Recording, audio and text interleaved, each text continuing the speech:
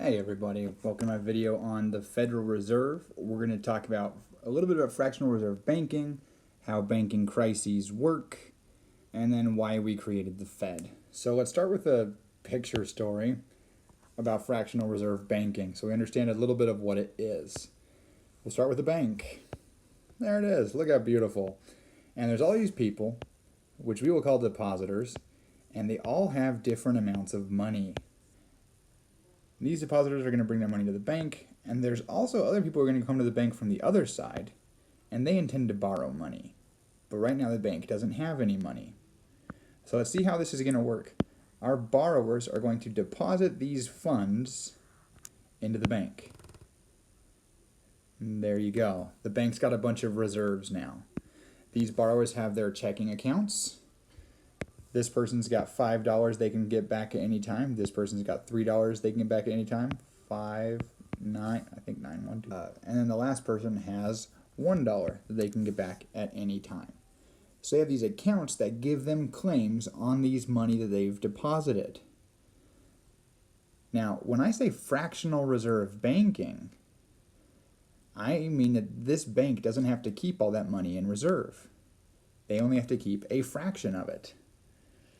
Now, let's say that these borrowers need to borrow some money. What if the first guy needs to borrow $10? Well, let's see. The bank will give him this money and that money, and he borrows $10. And what if the other person needs to borrow $9? Well, let's make it 10 also, just for good measure. We'll get rid of this one also. So they each borrow some money. And they are going to walk away and go buy a house or buy a car or start a business or something. They're going to do something with that money. But now the bank, it only kept 3 of these things in reserves. And it uses its reserves to finance its daily operations. At any given point in time, our depositors can come back and bring some of the money back. If you've ever gone to a bank and pulled out some cash and made a withdrawal at an ATM or something, you know a little bit of how this works. You might not collect your entire bank account, but you'll collect some of it. Now, at the same time that this is happening, other depositors will be putting more money in the bank. The bank keeps reserves on hand to give money to their depositors when they want it, and most days, new deposits will equal new withdrawals, or at least pretty close to it. And even if they do miss by a little bit, the banks can borrow money from other banks overnight. Like, they have a system for that. So most of the time it's fine. And most of the time all of our depositors sit back and happily know that their money is safe in the bank. But what happens if instead, what if we get some bad news about the bank? Now, what do I mean by bad news? I mean, what if our depositors over here start to question the safety of their money? What if they think the bank is going to lose their money and our depositors will have nothing left? Well, if we get this kind of bad news and our depositors start to question the validity of the bank, that can trigger a bank run. And what do I mean by a bank run? I mean our depositors all go to pull their money out. They'd line up and demand an instant return of their funds.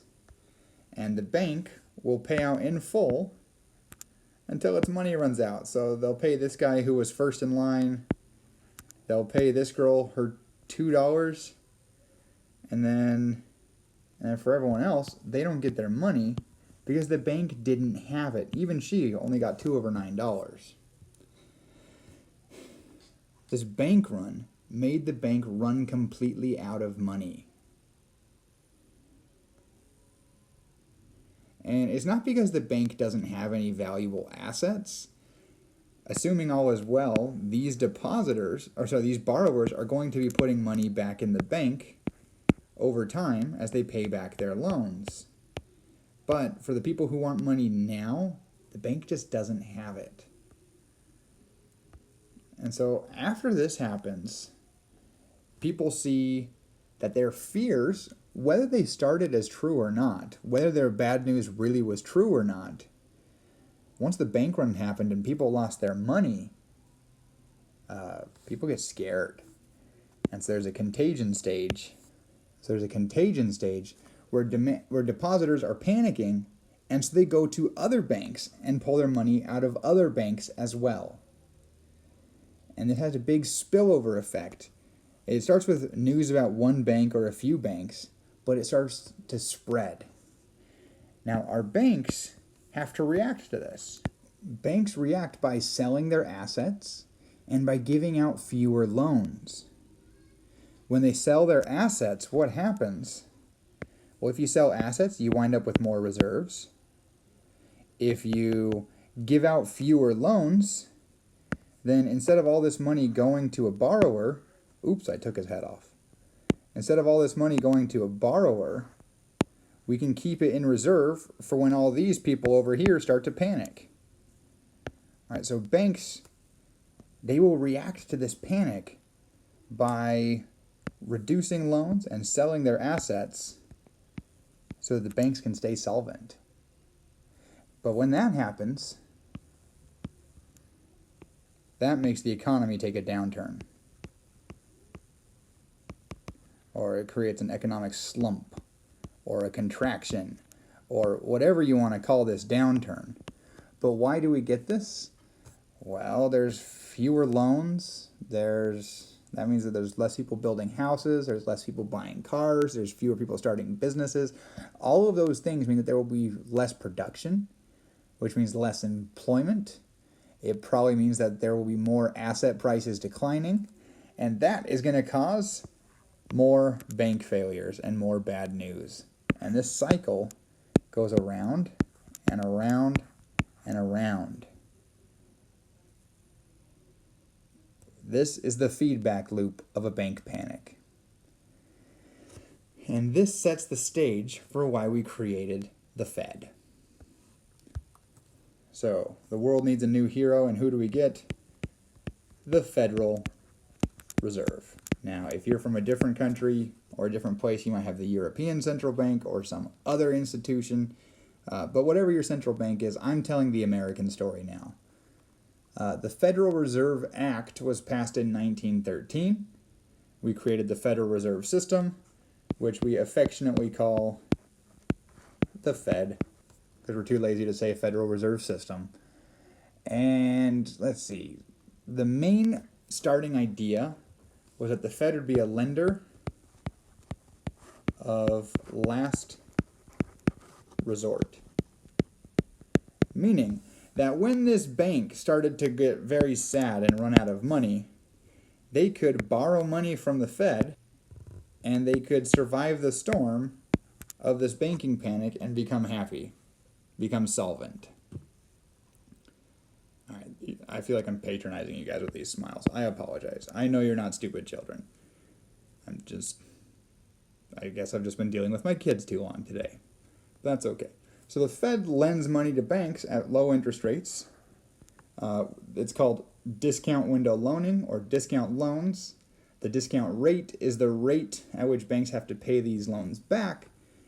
And the Fed uses this discount lending as a way of helping banks survive these crises. And it encourages banks to keep loaning because they know they can get their money. If banks don't have to sell all their assets and stop loaning, then we can break this part of the cycle. And if we break this part of the cycle, the slump's not as bad.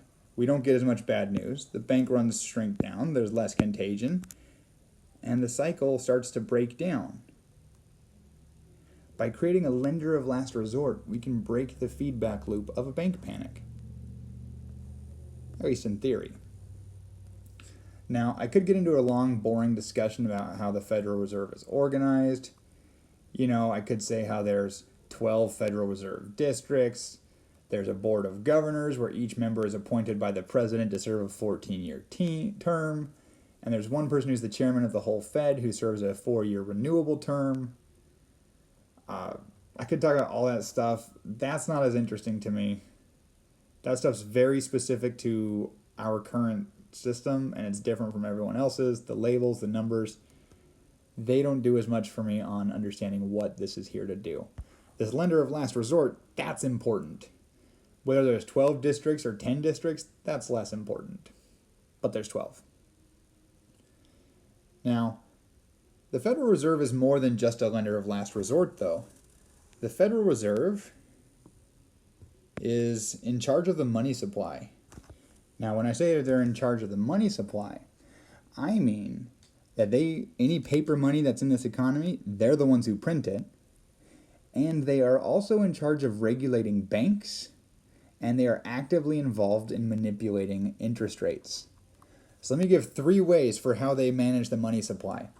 1 is through open market operations, where the Fed will buy or sell financial assets, usually T-bills or treasury bonds, government debt ranging between short-term ones like 6 months to a year versus long-term ones up to 30 years. They'll buy them or sell them.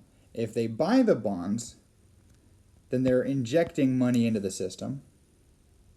They're buying assets and giving new money in return. So by buying bonds, they inject money into the system. By selling bonds, they reduce how much money is in the system. And also, that affects how much reserves are in the bank, which then affects how much they can loan. And by affecting how much reserves are in the bank, that affects this whole cycle down here as well, because it affects the health of our economy. But anyway, I have a whole different video on open market operations where I go into more detail. Check it out if you want to. Another way we can manage the money supply is through discount policy, where the Fed chooses a discount rate at which it will loan money to banks. And if it lowers the discount rate, well, that encourages lending, and so that will increase the money supply. If it raises the discount rate, that tightens things up for banks, and that will decrease the money supply. The last one that we're going to talk about in this class is reserve requirements. Now, I don't know how long we're going to keep talking about these ones, because earlier in the year 2020, I think in March this year, the Fed actually did away with their reserve requirement policy. It's basically set to 0 now. So that's exciting. But we can still talk about it as if the requirement is a minimum of 0. It's a minimum reserve ratio. It's a minimum threshold of how much they have to keep on hand, which puts a limit on how much they can lend. If we have a higher requirement, that'll decrease the money supply. If we have a lower requirement, then our banks can make more loans. That will increase the money supply. Yeah, there's probably more to say another day about how the Fed's mission has changed a bit, how it's expanded beyond just buying government bonds. Like in the 2007-8 crisis, it bought a whole bunch of other kinds of assets as well. The scope of what the Federal Reserve does has changed over time. But this is how it got started.